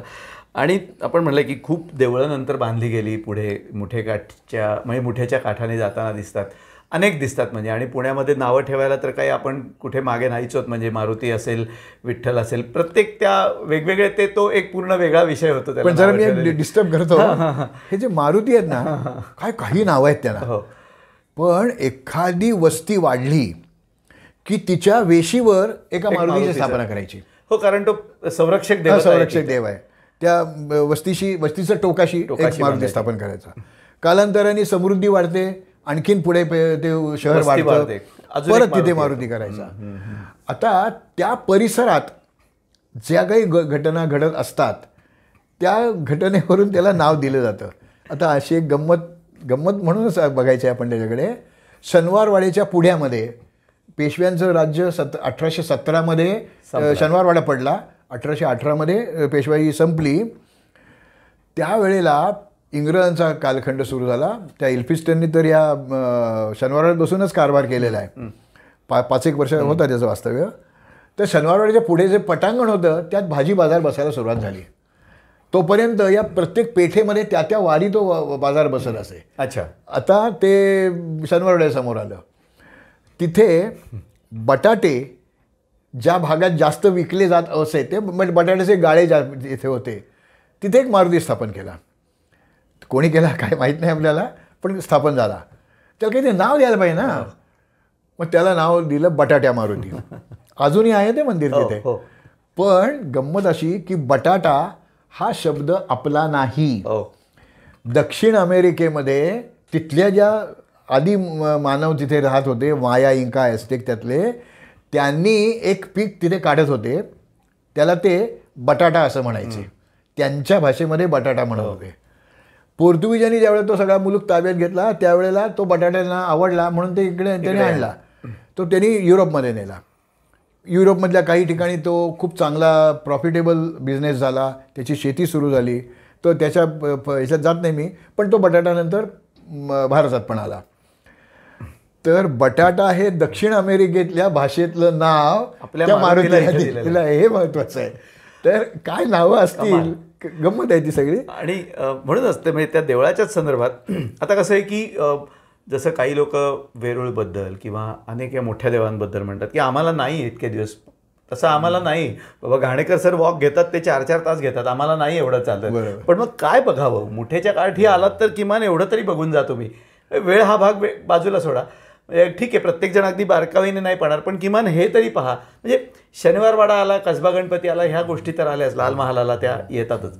पण अजून काय वेगळं आहे की हे जाऊन बघा मुद्दामून. मग एक इतिहासाचा धागा न तोडता मी आधी एक गोष्ट सांगतो, मग नंतर दुसरी गोष्ट सांगतो. पुण्यामध्ये एवढी देवळं आहेत पण सूर्याचं स्वतंत्र मंदिर नाही. पण याच मुठीच्या गाठी सूर्याच्या 3 वेगवेगळ्या उत्कृष्ट मूर्ती या आपल्याला बघायला मिळतात. वेगवेगळ्या पद्धतीच्या आहेत त्या. ओंकारेश्वरच्या मंदिरात तो नंदीचा जो चौपाळा आहे बाहेर, तिथे आपण ज्या महादरवाज्यातनं आत जातो, समोर तो नंदीचा चौपाळा आहे. त्याच्या डाव्या बाजूला जो खांबासारखा भाग आहे तिथे एक उभी सूर्याची मूर्ती आहे. अशी ती कमळं इथे आहे, म्हणजे नंतर ते म्हणजे 7व्या शतकानंतरचीच त्या मूर्ती आहेत. त्या उषा प्रत्युषा आहेत आणि उभा आहे, त्यामुळे तिचा पीठ जे आहे खाली त्याच्यावर 7 घोडे लावलेले आहेत. तर तो सूर्यच आहे. हे एक ते घोडे आणि हातातली कमळं, याच्यावरून ते कळतं. आणि तो द्विहस्त आहे. तसंच थोडं पुढे गेलं नेनेघाट, तिथे कामेश्वर महादेवाचं एक मंदिर आहे. त्या मंदिरामध्ये आणखी एक सूर्याची मूर्ती आहे. तर ती मूर्ती रथारूढ आहे, त्यामुळे ती बसलेली मूर्ती आहे. आणि तसंच थोडं आणखीन आपण शनिवारवाड्याच्या बाजूला थोडं पुढे गेलं की तिथे वृद्धेश्वराचं आणि सिद्धेश्वराचं असं ते मंदिर आहे. त्या मंदिराच्या म्हणजे ते मंदिर संकुल आहे, 4-5 मंदिरं आहेत. तिथे एका मंदिरामध्ये सूर्याची काळ्या दगडातली, म्हणजे आपण बेसाल्ट, ओबडधोबड आहे जरा दगड तो, पण तिथे सूर्याची मूर्ती आहे. त्यात तो सूर्य रथारूढ आहे, पुढे अरुण आहे, पुढे ते 7 घोडे आहेत. अशा 3 वेगवेगळ्या सूर्याच्या मूर्ती आपल्याला मुठीच्या काठावर या बघायला मिळतात. आणि बाकी कुठे सूर्याची मंदिरं नाही आहेत पुण्यामध्ये, किंवा जी आहेत ती आता पंचायतन पूजा जिथे आहे तिथे तर पर्वतीवर एक तो सूर्य आहे. पण त्या मूर्ती सगळ्या संगमरवरी दगडातल्या आहेत. कारण त्या खुन्यामुली जरी महाराष्ट्रातली पहिली संगमरवरी दगडातली मूर्ती असलेली ती मूर्ती आहे. त्या यानंतरच्या काळातल्या मूर्ती आहेत. या नाना पंड्यांच्या काळाच्या नंतरची, सवाई माधवांच्या काळाच्या नंतरची त्या मूर्ती आहेत. पण या त्याच्या आधीच्या मूर्ती आहेत. तर या मुद्दाम आपण बघायला पाहिजेत. आणखीन एक गोष्ट बोला. मी मूर्तीमध्ये आलोय म्हणून आणखीन जरा सांगतो. शेषशाही विष्णू अशा मूर्ती तुलनेने खूप कमी आहेत. ज्याला आपण योग मूर्ती किंवा उभ्या मूर्ती म्हणतो, स्थानक मूर्ती ज्याला म्हणतो, त्या जास्त आहेत. पण पुण्यामध्ये 2 विष्णूच्या शेषशाही विष्णूच्या मूर्ती आहेत. एक मगाशी मी सांगितल्या त्या सूर्याचं जे आहे तिथेच एक विष्णूची पण शेषशाही विष्णूची मूर्ती आहे. आणि दुसरी पितळ्याची, साधारणपणे 1 पाऊण मीटर लांबी आणि जवळजवळ अर्धा मीटर उंची अशी असलेली आणि जवळजवळ 30-35 सेंटीमीटर त्याची रुंदी पण आहे. शेषशाही विष्णूची पितळी मूर्ती आहे. या इथे टकले हवेलीचं चौक, टकले सराफ होते तर ते टकल्यांची हवेली, टकले हवेली चौक, म्हणजे रमणबाग शाळा, ती जनता सहकारी बँक, त्या चौकाच्या तिथेच पुढे माने गादी कारखाना आहे. त्याच वाड्यामध्ये आतल्या बाजूला हे मंदिर आहे.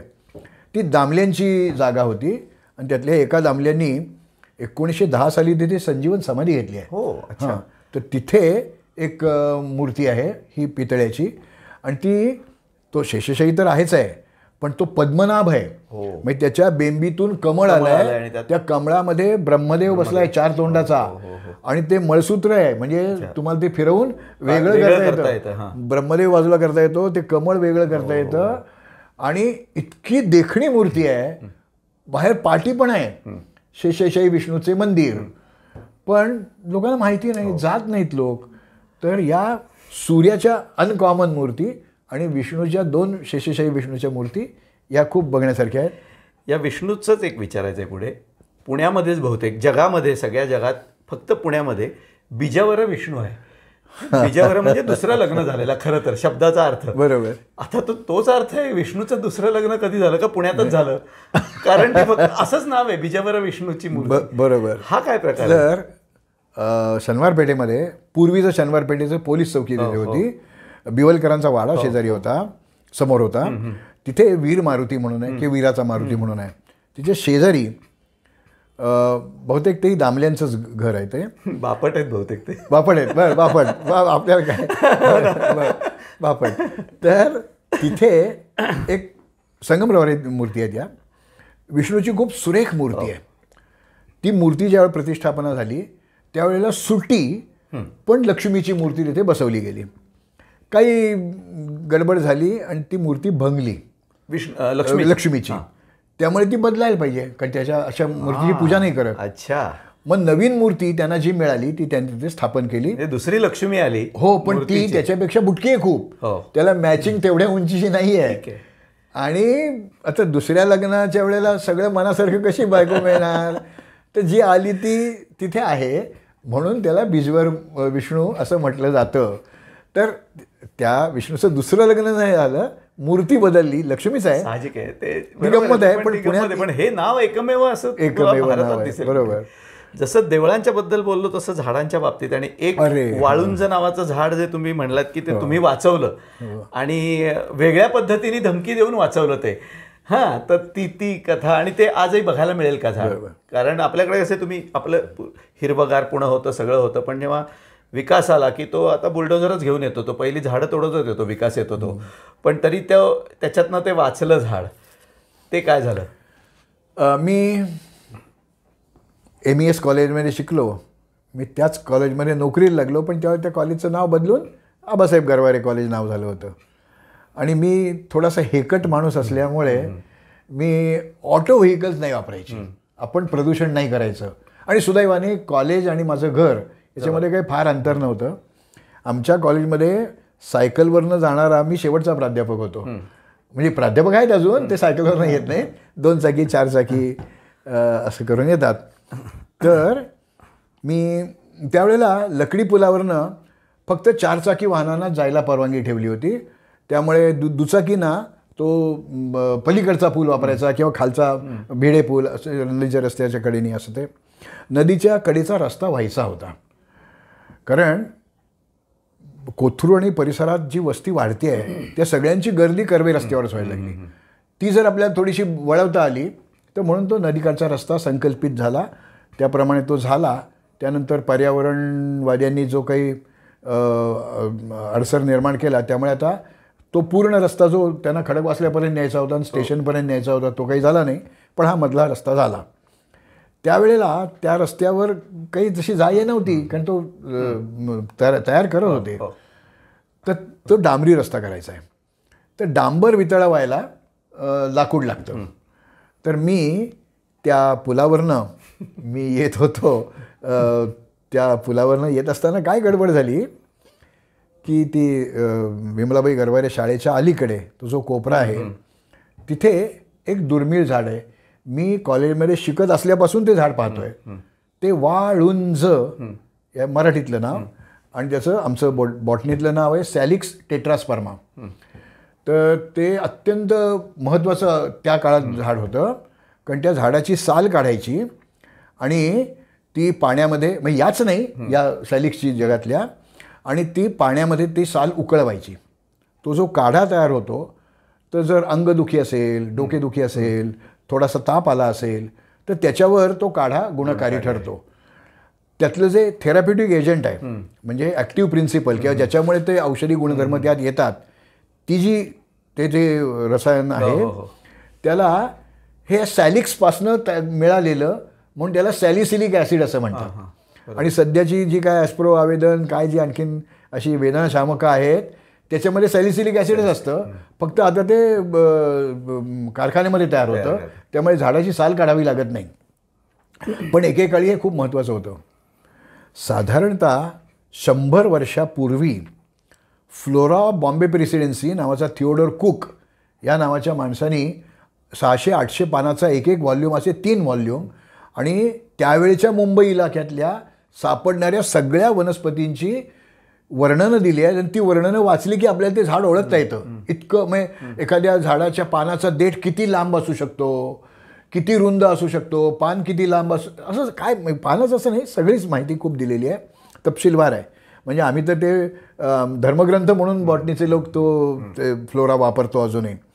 त्याच्यामध्ये या वाळुंज वृक्षाचा उल्लेख आहे 100 वर्षापूर्वी आणि त्यांनी लिहिलं आहे त्यावेळच्या पुण्यामधलं हे एकमेव झाड आहे.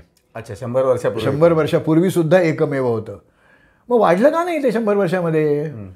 तर त्याच्यामध्ये नर वृक्ष आणि मादी वृक्ष वेगळे असतात आणि हा नेमका नर वृक्ष आहे. इथे जवळपास मादी वृक्ष नाही आहे. म्हणजे जवळात जवळ आपण वाईला आहेत, काही महाबळेश्वरला आहेत आणि ही नीरा नदी आहे, त्या नीरा नदीच्या काठावर पुणे आणि सातारा जिल्ह्याची सीमा, तिथे काही वाळूंचे वृक्ष आहेत. तर याला नोव्हेंबरच्या पहिल्या आठवड्यात, आता सध्या क्लायमॅटिक चेंजेसमुळे ते थोडंसं पुढे मागे होतं, पण नोव्हेंबरच्या दुसऱ्या आठवड्यात तिसऱ्या आठवड्यात त्याला एवढाले बोटभर लांबीचे सोनेरी पिवळ्या रंगाचे तुरे येतात, तेव्हा ते झाड अत्यंत सुंदर दिसतं. तर ते झाड मी माझ्या आठवत आहे त्यापासनं वैज्ञानिक दृष्टिकोनातनं मी पाहत असताना मला ते दिसत होतं. त्या दिवशी मी जात असताना आणि मी कॉलेजमध्ये माझा तास असेल त्याच्या आधी 1 तास पोचायचो, म्हणजे आधीचा कोणी ऑफ दिला तर आपण पण तो घेऊन टाकता येईल असं ते चालायचं. तर काहीतरी झाड तोडलं जात आहे, ठाक ठाक ठाक असा आवाज मला पुलाच्या त्या दुसऱ्या टोकाला असताना ऐकू यायला लागला. त्या भागात मी लहानपणापासून खेळलेलो आहे, त्यामुळे तिथल्या वाटा आडवाटा सगळ्या मला माहिती होत्या. सध्या जे सावरकर भवन आहे त्या अभिनव होळीचं स्मारक, त्याच्या मागून एक पायवाट खाली उतरत होती. मी माझी सायकल तिथे लावली आणि कुलूप लावलं आणि खाली गेलो. तिथे एका दगडावर असा एक अत्यंत सभ्य माणूस बसलेला होता. चट्टेरी पट्टेरी टी शर्ट होता, गळ्यात रुमाल बांधलेला होता, हातामध्ये बरेच बंधनं होती, सोनेरी बंधनं होती, अंगठ्या होत्या आणि तोबरा होता. मी गेलो, म्हटलं साहेब तो झाड तोडतोय माणूस. हां असं त्यांनी म्हटलं त्या झाडाबद्दल फार वाईट गोष्टी आहेत, त्या तुम्हाला सांगाव्यात असं मला वाटलं. जर एखाद्याने या वाळूंचं झाड तोडायला सांगितलं आणि जो एखादा माणूस तोडत असेल, त्या दोघांकडे आपत्तींची मालिका लागते. माणसं आजारी पडतात, अपमृत्यू होतात, आगी लागतात. तर तुमच्यासारख्या सभ्य माणसाच्याकडे असं काही व्हावं असं मला वाटत नाही. त्यांनी ते थुंक भेट टाकलं, शिट्टी मारली, चल इकडे ये. ते झाडाच्या बाजूला जायचं नाही. तर ते डांबर वितळवण्यासाठी ते झाड तोडून तिथे लाकडं घालत होते. त्याला खाली वाय शेप ब्रँचिंग होतं. तर इकडची जी नदीच्या बाजूची जी बाजू आहे ती राहिली, अलीकडची बाजू तोडली आहे. आजही आपण ते पाहिलं ती तोडलेली दिसते. तर मी खोटं बोलून एका अत्यंत दुर्मिळ वृक्षाचे प्राण वाचवले. माझ्या आयुष्यात मी जे काही थोडीशी पुण्य केली असतील त्यातलं हे एक पुण्य केलेलं आहे. एक दुर्मिळ झाड मी वाचवलं आणि ते मुठीच्या काठावर आहे. हो, आणि ते इतकं दुर्मिळ की 100 वर्षापूर्वी त्याची नोंद आहे. हा वृक्ष म्हणून, म्हणजे पिल्लू नाही, वृक्ष म्हणून तेव्हापासून. तर तो वृक्ष हे पुण्याचं भूषण आहे. हां, तर आता आपण या झाडांकडेच आलो आहे म्हणून आणखी एका झाडाचं सांगतो की जे झाड परदेशी आहे. टिळक रोड इंग्लिश स्कूल नदीच्या जवळच आहे ते. तिथे आशिया खंडातलंच पहिलं तारांगण आहे, प्लॅनेटेरियम आहे. त्याच्या समोर जो बोळ जातो त्या बोळामध्ये आतमध्ये गेलं, साधारणपणे निम्म्या अंतरावर गेलं की तिथे एक ऑस्ट्रेलियन चेस्टनट असं ते एक झाड आहे, पंतांच्या गोटामध्ये. तर कॅस्टेरोस्पर्मम असं त्याचं बोटॅनिकल नाव आहे. ही नावं जरी मोठी वाटली तरी ती सोपी असतात, लक्षात ठेवायला सोपी असतात. त्यात मी जाणार नाही, आता बॉटनीचा तास नाही आपला. पण ते खूप दुर्मिळ झाड आहे आणि त्याच्या ज्या बिया येतात त्या चेस्टनट सारख्या लागतात, म्हणून त्याला ऑस्ट्रेलियनचं झाड आहे, त्यामुळे ऑस्ट्रेलियन चेस्टनट. तर संबंध पुण्यामध्ये एकच चेस्टनटचं झाड आहे आणि ते तिथे आहे. ते मात्र नर मादी नाही आहे, पण त्याला मी आता गेले 50 वर्ष तरी नक्की ते झाड पाहतोय. आणि त्या पंतांच्या गोष्टीत मी खेळायला पण जायचं आहे, विटी दांडू. तर त्यावेळेला त्याला कधी फुलं आलेली मी बघितली नाही आहे. त्यामुळे आपल्याकडे त्यातल्या फुलं येत नाहीत, त्यामुळे फळधारणा होत नाही. त्यामुळे त्याचे चेस्टनट मी पाहिले नाहीत, पण चेस्टनट मी खाल्लेले आहेत. तर असं पुण्यात आणखी एक दुर्मिळ झाड आहे, म्हणून ते मला मुद्दाम सांगावं असं वाटलं. त्या तारांगणाचा मी उल्लेख केला की ते दिवसा तारे पाहायची सोय पुण्यामध्ये आहे, तिथे आहे. सर, या विषयावर कसं आहे की आधी पुणं या विषयावर आज आता प्रसाद प्रकाशनचा दिवाळी अंक जो येतोय तो पुणे या विषयावरच येतोय. खरं तर पुणं याच्यावर वर्षभर आपण काढत गेलं किंवा कितीही खंड काढले तरी ते कमी पडतील. त्यामुळे एका अंकात सामावणं हे पण खूपच कठीण आहे. पण त्यात सुद्धा मुठा नदी, त्याच्यात सुद्धा त्याच्या बाजूला असलेली ठिकाणं, याच्यावरती म्हटलं तसं की हा खरं तर बोलण्याचा विषय नाही, हा तिथे जाऊन ते सगळं प्रत्यक्ष बघण्याचा विषय आहे. पण आपण संपायच्या आधी मला आणखी एक मुद्दा सांगायचा आहे. तो मुद्दा माझ्या डोक्यात नव्हता आला. महाराष्ट्राचं लाडकं व्यक्तिमत्व पु ल देशपांडे यांच्या प्रेरणेने एक जगातलं अनेक नाट्यगृह पाहून एक आदर्श असं नाट्यगृह पु ल देशपांड्यांच्या प्रेरणेने झालं. ते पूर्वीच्या संभाजी उद्यानाच्या भागामध्ये त्यातला काही भाग त्याच्यासाठी घेऊन तिथे ते बांधलं गेलं. त्याच्या उद्घाटन समारंभामध्ये पु ल देशपांडेने जे भाषण केलं त्या भाषणातला हा उल्लेख आहे, तो मला सांगितल्याशिवाय राहत नाही, की जे जगामध्ये फक्त पुण्यात मुठेच्या गाठीच झालेलं आहे. ते असं की एका पुरुषाने आयुष्यभर स्त्री भूमिका केल्या आणि आता तो भाग वेगळा झाला आहे कारण मधनं रस्ता काढला आहे, पण बाहेर एक पुतळा आहे, तो झाशीच्या राणीचा पुतळा आहे. पुरुषापेक्षा जास्त काकणभर जास्त पराक्रम ज्या स्त्रीने केला तिचं स्मारक, ते तिने पुरुषासारखी भूमिका केली आणि एका नटवर्यानी नटसम्राटांनी एक आयुष्यभर स्त्री भूमिका केल्या. अशी विरुद्ध कामं करणाऱ्या 2 व्यक्तींचं मुठेकाठी स्मारक आहे, असं जगात कुठेही नाही. म्हणून मला ते सांगायचं होतं. पण खरं तर म्हणजे पुणेकरांसारखंच जगात कोणी नाही खरं सांगायला गेलं तर. ते कुठेही तुम्हाला मिळणार नाही, प्रत्येक क्षेत्रामध्ये, आणि अनेकांनी त्याच्याबद्दल खूप लिहून ठेवलेलं आहे.